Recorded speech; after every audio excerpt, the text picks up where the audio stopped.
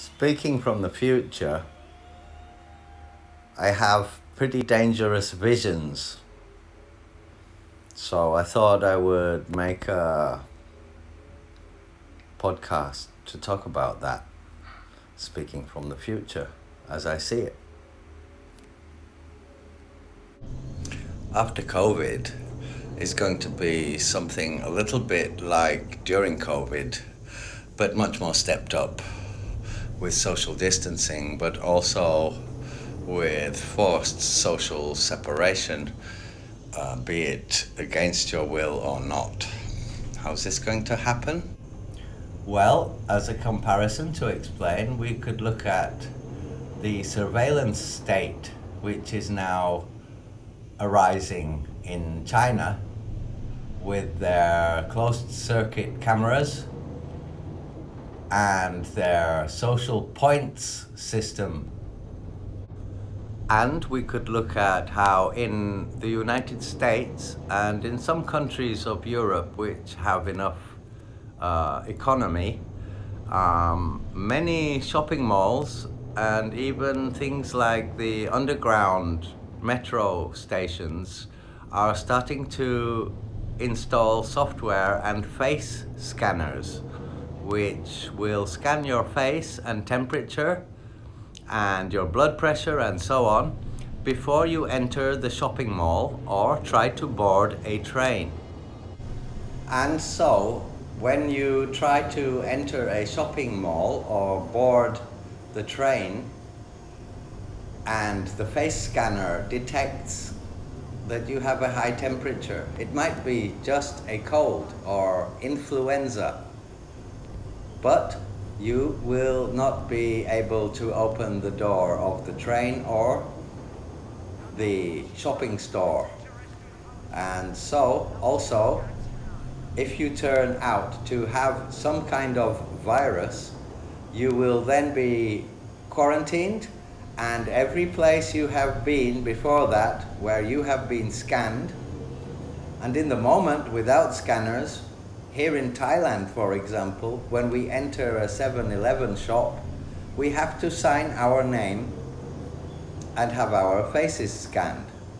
So, if it turns out at some point that we have the virus, they can then look at every place we have been before that. Now, this is of course good to monitor and to control a pandemic, but it is also a loss of privacy. And so, when you are monitored the whole time and you are socially ranked by the artificial intelligence statistic gathering, which is going into databases about our behavior, our movements, and our right to enter or leave public places is going to be put in jeopardy. And so whatever the cause of COVID was, it is going to affect how legislation dictates the future of how humans will be allowed to interact with each other, and even how we are going to conduct our professions further without having such close social contact, and to increase social distancing to the point where we reach the level where we could compare ourselves to the people in the movie Surrogates. In case you have not seen the movie Surrogates, it is a movie with Bruce Willis, and it's about people who just stay hooked up in their beds with kind of preservation technology to make them age as slowly as possible, or they are too old to live a decent life, and they have a surrogate body.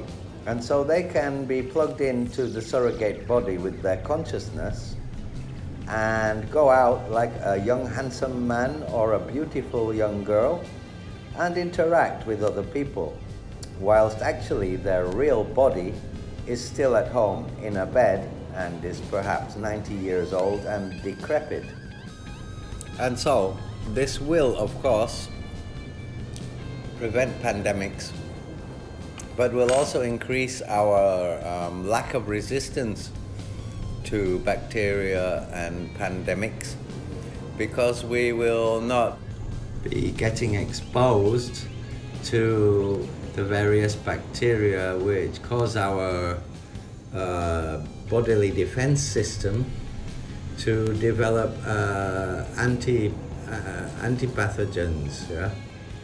And so we have airborne pathogens, we have bloodborne pathogens, surface-borne pathogens, and so on. And they're avoiding the transmission of dangerous pathogens to initiate new legislation to allow the constant vigilance and monitoring of our body temperature and our health status, as well as our movements around the city and the country and the establishments we enter and leave, in order to monitor any pandemics that might arise or people with temperatures or illnesses. And this is going to lead to society not meeting together, such as in the office or workplace. There are already industries now which are building up online universities, online offices, meaning virtual offices and virtual schools, which they have learned out of COVID, and it has given birth to a brand new industry that will allow school children to be able to connect with their virtual classroom, either on a screen or with a VR helmet or with 3D holographic projection, and see their teacher giving the lesson. Now, as we know, most universities and schools are shut down during COVID and have great difficulty in planning how to avoid pandemics in future and to take daily measures in school, university, and in the workplace or the office every day. And so this is not really going to happen, that we will be attending physical locations for school, workplace, or office. Rather, I have already seen that many entrepreneurs, schools, universities, and offices and companies have bought domains which they can run virtual online offices and schools and colleges and universities from. This is of course nothing new, because many offices have been collaborating and some workers have long time been working from home and working in the cloud. But most corporations have had their employees in the office, but sharing their work, which they collaborate on, in the cloud. And so that began with Dropbox, Google Drive, OneDrive, and so on, cloud storage. And offices and schools started to use that to put their files online so that they could collaborate from different places in the world and edit the same file. This has been going on for quite a long time, and sometimes, if I was a paranoid conspiracy theorist, I would probably wonder if that was not a preparation for what is now about to happen. Well, as far as what I think and what I can see, between what I can think and what I can see, I think that this is going to happen here. that money is going to fly away as we know it. Yeah. And to close one eye to it is very difficult. And so I would say that to understand this, you need to know how money is going to fly away. If you look at the picture up here, you will see money in the sense of paper money that you put in your pocket. You might notice you have less and less and less of it every time. Although this talk is about life after COVID, this issue of monetary control and the loss of it by the major financial institutions who feed the economies of various nations and the world itself, and who control the politicians and lawmakers who need to receive these forms of monetary values in order to keep their system working. What does this have to do with after COVID? Well, after COVID, through the increased social distancing, you may have noticed that during COVID, you have been buying things online and having less direct contact with people, and seeing that actually you enjoy having things delivered to your door and enjoy being able to work from home and send your work to the office. And even people in schools are starting to reach their school classes and the teacher through their computer screens. This is creating new industries, and these industries, like Facebook and Google, set up themselves branch companies in different countries which are non-taxable to the countries where their main branch is registered, and they do not pay a single penny tax.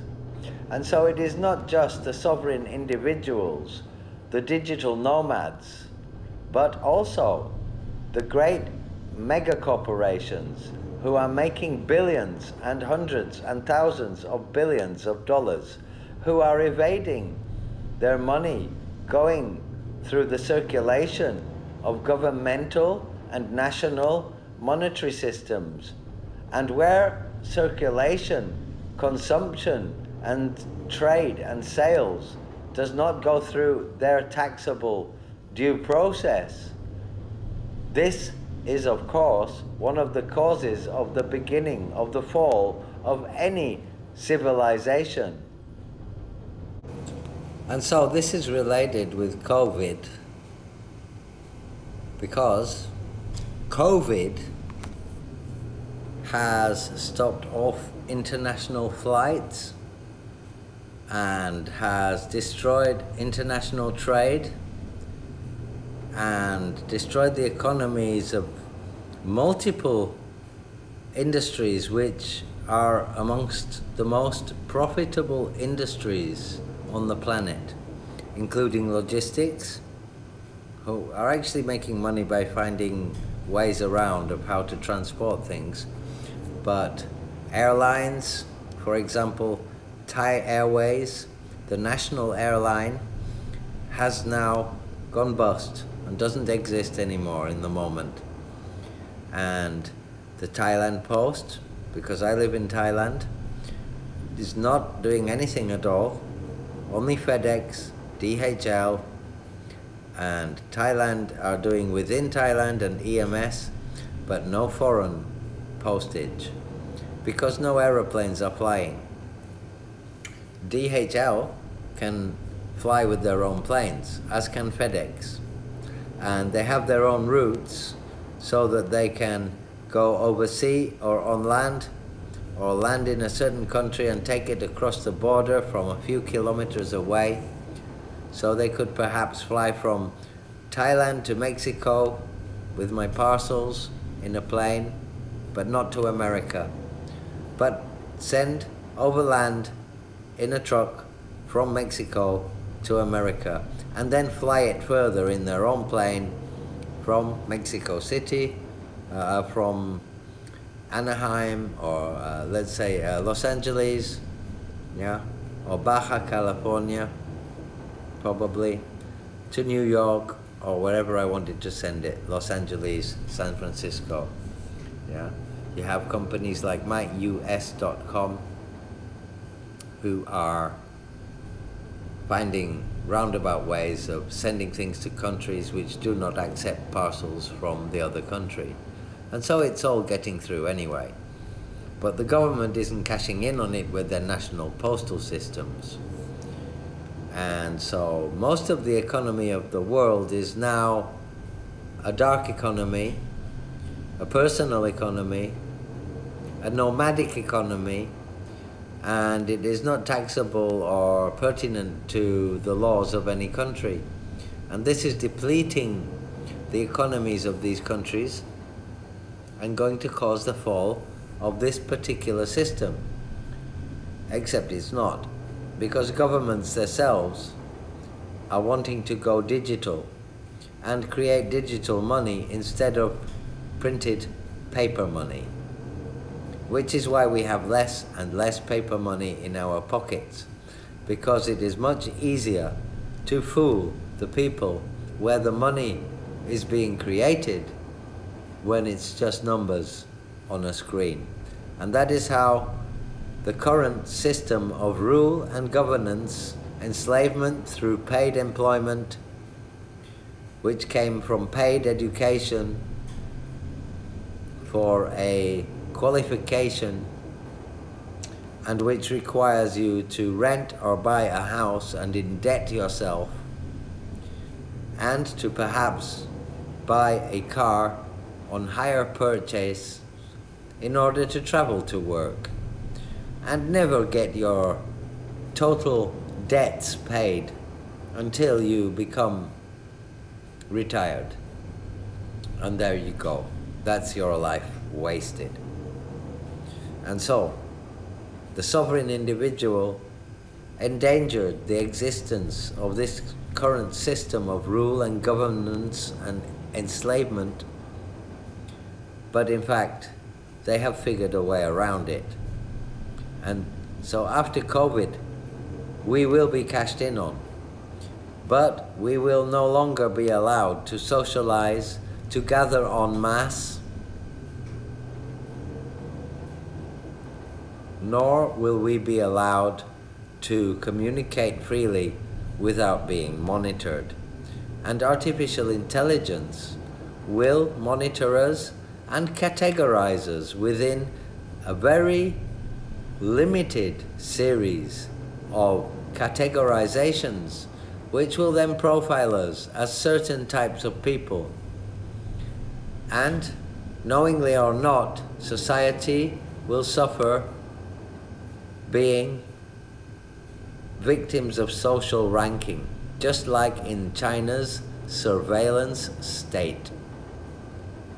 And this has already been proved, how artificial intelligence algorithms within domains like Facebook are already